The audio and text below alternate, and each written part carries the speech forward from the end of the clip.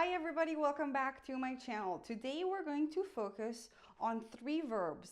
Very common, you probably already know them or maybe even use them, but these verbs sometimes cause a bit of confusion. I am noticing that some students are not using them exactly as they should be used. These verbs are camminare, guidare, volare.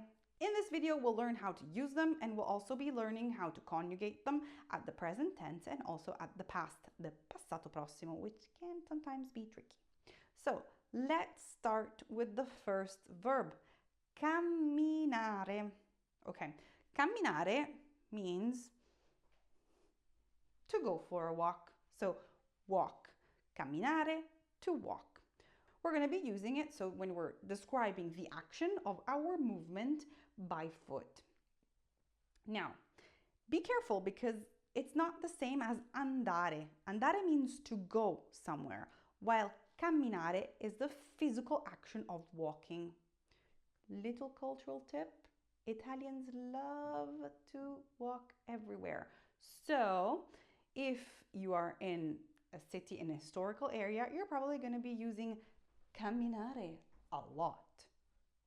Let's look at the present tense of the verb camminare. Now, I know if you're a higher student, you're like, oh my gosh, Julia, why are we looking at the conjugation? It's always a good way to relook at the verbs, and sometimes it's important to pick up how it's written because, for example, camminare is a verb, a regular verb, and ends with are, and it's io cammino, tu cammini, lui, lei cammina, noi camminiamo, voi camminate, loro camminano. But be careful when you're writing it out, or also when you're saying it, you have to put that double M. Otherwise, camino means chimney. So there's always something to learn and to remember, even if you're in an advanced level. Now, what happens with passato prossimo? Passato prossimo, you know that is a verb that needs an auxiliary and a past participle. In this case, camminare wants the auxiliary avere, okay? So you're using that plus camminato. So I'll just put it into a sentence. I'm not going to reconjugate all of it for you. You do have it in the PDF that you can download for free by clicking on the link below this video. In any case, going back to the sentence, ieri ho camminato per 2 ore. Yesterday I walked for 2 hours. You notice that you have ho, which is your auxiliary verb, and then camminato. Remember that when you have the auxiliary verb avere, you don't need to match gender and number. So, ieri ho camminato, ieri abbiamo camminato, and so on. Let's also look at some examples in the present tense because I didn't tell you some examples in the present tense. Let's look at them now. Camminiamo fino alla stazione. Let's walk to the station. Perché cammini così in fretta? Why are you walking so fast? Now, always remember that a wonderful way of memorizing new verbs or vocabulary is putting them into a sentence. Write a sentence that you could potentially say, something that is yours, and write it in the comments. I'm more than happy to check it for you. The next verb is guidare, which means to drive, usually a vehicle like a car, a bus, or a motorbike. Now, alert, alert, alert. Don't confuse guidare with andare in macchina, which means to go by car. For example, you will say, vado a Roma in macchina, with the meaning of I go to Rome by car. But if you're using guidare, you will say guido la macchina fino a Roma. I drive the car to Rome, okay? Cultural tip with driving, well, you know Italians are just horrible at driving. We get a little aggressive. So my suggestion with cultural help with the verb guidare, you can say gli italiani guidano malissimo. Now, let's focus on the conjugation of the verb guidare. Guidare at the present tense. Io guido, tu guidi, lui, lei guida, noi guidiamo, voi guidate, loro guidano. Let's put it in some sentences. Mio padre guida troppo veloce. My father drives too fast. Now let's focus on the passato prossimo. So you're using the verb guidare, you want to transform it to use it in the past. You are going to use the auxiliary verb avere, and the past participle is guidato. So your sentences will look like this. Ho guidato per 5 ore senza fermarmi.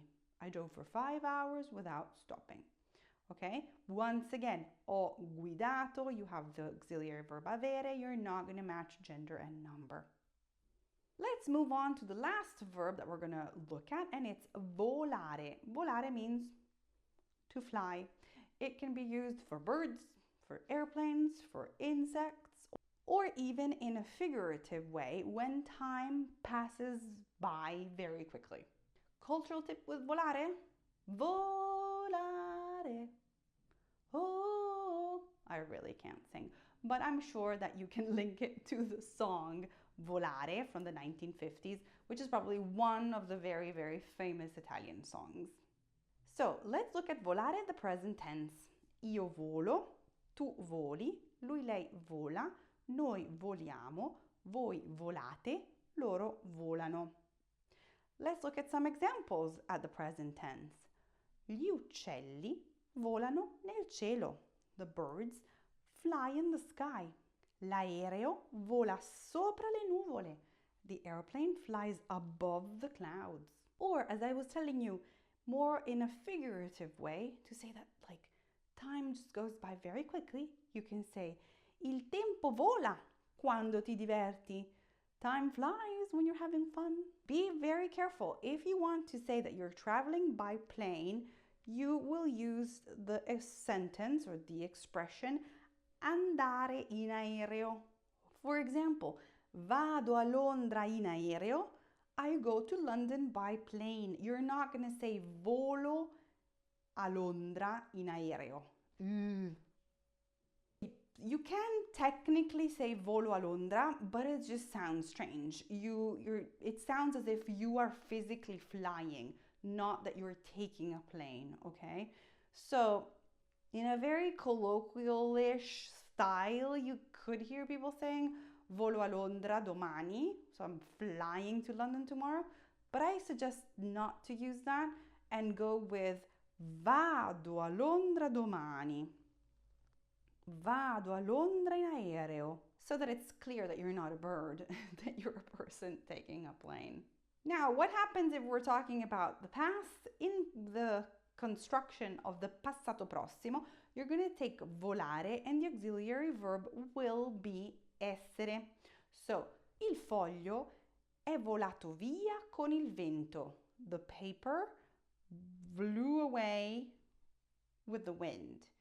È volato. You have the auxiliary essere. In this case, remember, when you're using the auxiliary essere with passato prossimo, you have to match gender and number. So, è volato, the paper, masculine, il foglio. È volata, if it's something feminine.